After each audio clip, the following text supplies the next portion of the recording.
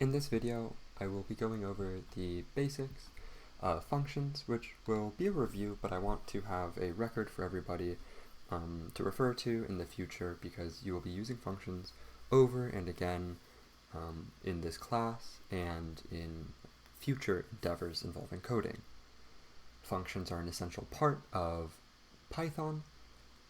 There are similar structures in Java, which you'll explore in AP Computer Science, called methods.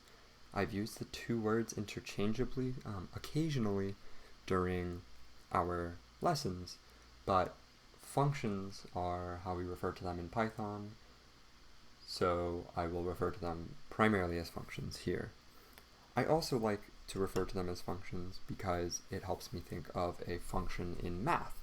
For instance, something along the lines of y equals f of x, where f is a function.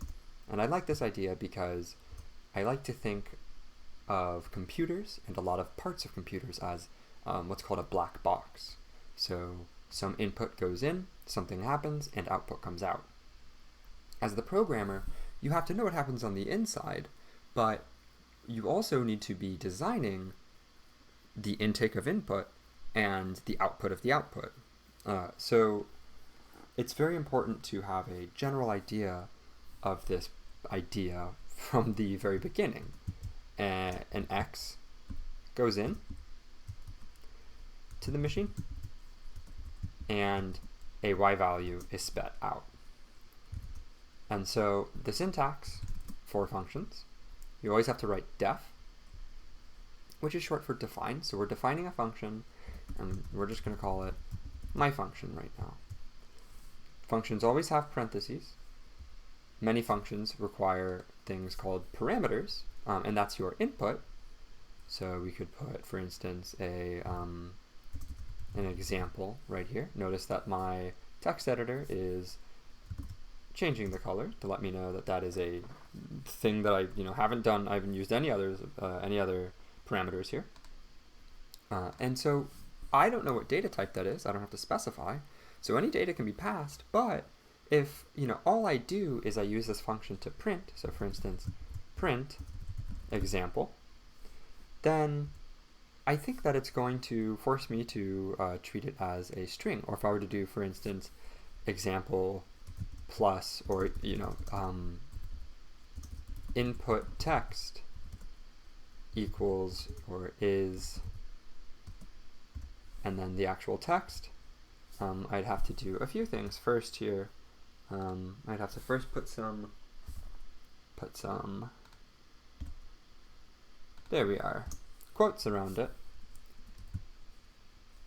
And then I would have to, there we are, use example. So I need to obviously then run my function. So keep in mind, so this is how I would normally do that, but since I request input, I have to pass through some input. So I'm going to pass through hello.